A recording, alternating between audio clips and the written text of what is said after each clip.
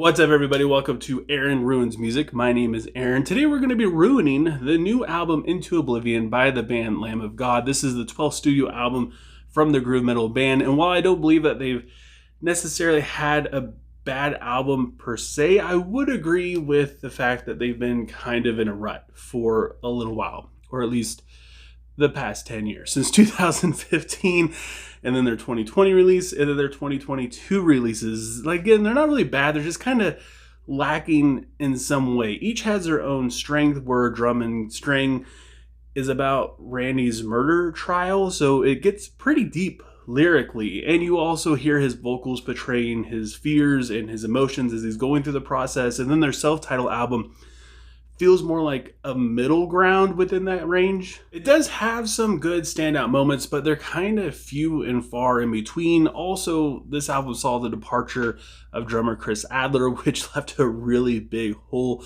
to fill. And honestly, like, Art Cruz, to me, I feel like he was a perfect fit. Like, sure, the whole situation with Chris leaving the band and the drama around it, it's not great. It's not good at all. But as far as filling the position of the music, Art Cruz, I think he's doing a pretty dang good job. Their most recent album, Oblivion, is probably my favorite of the modern Lamb of God albums. It focuses more on the pandemic. It's not like their most compelling or lyrically original album, but it does have some solid grooves, and it has riffs that make it stand out to me a lot more.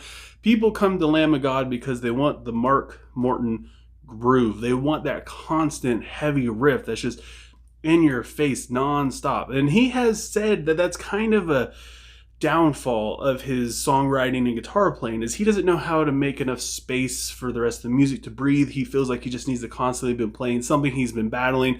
But that is the Lamb of God sound. And as far as it goes for modern Lamb of God, that sound's kind of been filled up with chugs instead of like really cool dynamic stuff. Not 100% of the time, don't get me wrong, but that's what seems to be missing from these albums. And honestly, speaking for myself and probably you, I think that we kind of just accepted that that's what Lamb of God was going to be from now on. Honestly, like, going forward, they were just going to go through the groove metal motions, and they kind of peaked a long time ago. But as far as like writing something new that you're going to want to listen to every day, it probably wasn't going to happen. But then they released a new single, the first single for Into the Oblivion, titled Sepsis. The mix was super raw, while at the same time extremely muddy, which was a weird kind of thing. It worked out perfect for the super fat bass line and Randy's like almost fried vocals that were like haunting and captivating within their storytelling.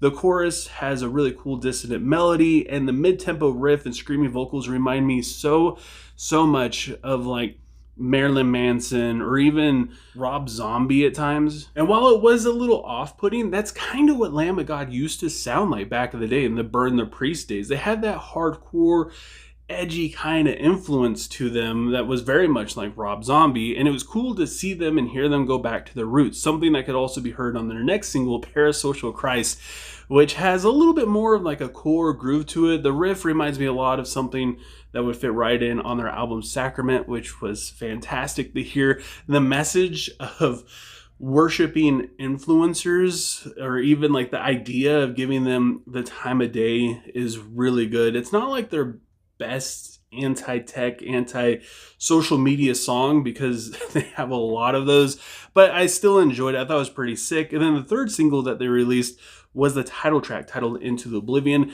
I really appreciate this song, if I'm going to be honest, but it is a little bit more metalcore, and I appreciate the fact that it has that old school kill switch engage riffage going on, but it just didn't really hit for me. It's a 3.5 minute long song that doesn't really feel like it starts until about halfway through.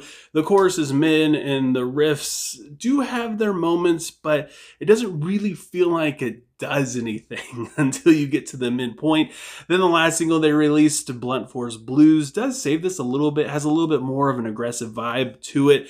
It does fall flat once again for the same reason, lack of riffs. It relies a little bit too much on chugs. However, the drums and the rhythm in the bridge is fantastic. The deep cuts do get better, but at the same time, kind of weirder. Their Killing Floor has more of that Rob Zombie kind of hardcore vibe. I wish that they did more of this. I wish the whole album was dedicated to this in some way, because the first singles they released, where it had that Marilyn Manson-esque kind of sound, was so sick. It piqued my curiosity. What was this album going to be like? How different was it going to be? Because it doesn't venture too far away from sounding like Lamb of God, but it's just enough to break out of the box for them, pull them out of their metalcore rut that I feel like this band has been in. And then the final chorus of this song is super cool. Like, I feel like I said, they just could have explored it more. There was a lot more they could do with this sound. Maybe on the next album we'll get to see, I don't know. And then going even further into left field is El Vacío, I believe that's how it's pronounced, which means the void. And at first glance, first listen, this kind of seems like a Metallica butt rock song, because it is. I'm not going to bash on this one too much. I didn't like it at all, if I'm going to be honest, but it's still a very touching song about Dave Brockie, who was the vocalist for Gwar, who passed away, and Lamb of God and Gwar are very close friends, and Lamb of God even sees Gwar as kind of like mentors. So it is actually really sad. I feel bad for these guys. I feel bad for his family. I don't know. I never really listened to Gwar, but hearing about all the stuff that this guy did, he seems like a pretty cool dude. And then we also have Saint Catherine's Wheel, which is a pretty sick reference to a gruesome torture method from medieval times. It's comparing the state of America to that we basically have been beat beyond belief and wrapped around this spokes of a wheel and left out to die, which it doesn't feel too far off at times. And again, more Rob Zombie kind of baseline stuff going on in the verses. I love how the chorus feels like it's spiraling out of control while the verses feel a little bit more composed. But this song is 4 minutes long, and it just feels super duper long. Like, it feels like it just keeps going. It feels like it's 10 minutes long, very much like the song Bully, which also feels very long because it mostly just has a bunch of chugging, especially at its biggest moments. It's just a bunch of chugs. It does have some really cool riffs and melodies, but they're not like the focal point of the song. The chugs definitely are, and they also come and go way too quickly. It overstays its welcome to try and get the point across of karma, what comes around and goes around. It doesn't really get too deep into it, so it just, I don't know, it almost feels a lot more like a filler song than anything else. 1,000 Years might be my favorite song on this album. The vocal fry and the verses with the screams is just so good. They're exploring that sound more, and it feels right. I feel right, Brian. Like, this is what this album should have been. I feel like it doesn't have like any super catchy section that really made me want to go back. I just need to hear this one part, but like the whole song is like, I need to hear the whole thing again, and I really dig it. The closing track, Device and Destroy, is an absolute banger as well. Like, the back half of this album, I guess the last two songs actually really come together. It's very simple. Verse 2 is absolutely sick, though. The squeals that they throw in there add just enough. Again, it kind of harkens back to old school Lamb of God of Laid to Rest, where there's that and it just does it. It hits me in the nostalgia feels.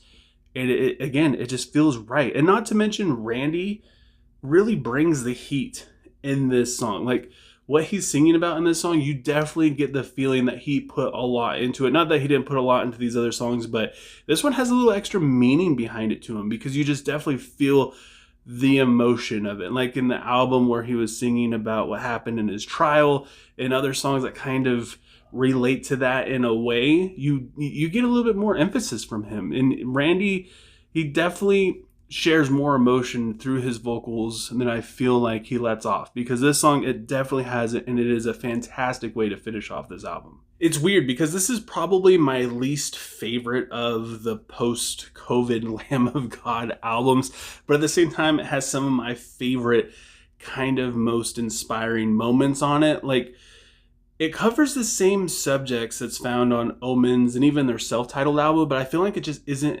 executed quite as well. Like, they're kind of repeating and reiterating the same stuff, but musically it just isn't always there, and lyrically it feels like they kind of ran out of juice in that section. It was really cool hearing them try different things, but the stuff in between definitely fell flat for me. I think if they gave like this more hardcore side a little bit more attention and dial it in, it would be cool to have another album of this. Like, if they just got rid of the filler and had more of the hardcore weird stuff, I feel like it would have been a sick EP, or just, filled up an album with it. That would have been really good too. But because of this, I gotta give Into Oblivion by Lamb of God a 6.6 out of 10. But I want to know what you guys think. Leave a comment below letting me know what you thought of Into Oblivion, what you would rate it, what your favorite song is. Also, don't forget to give this video a like. It helps out so much with YouTube's algorithm. If you enjoyed this video, it will encourage YouTube's algorithm to show this video to other people who enjoy the same kind of stuff that you do. And you can always support me further than that by subscribing and ringing the bell icon. That way you don't miss out on New Music Friday, and also on any upcoming reviews. And I just want to thank you guys so much for taking time out of your day to listen to me sit here and talk about music. And I hope you have a good rest of your day or night, whenever you have me watching this. And I will talk to you guys next time.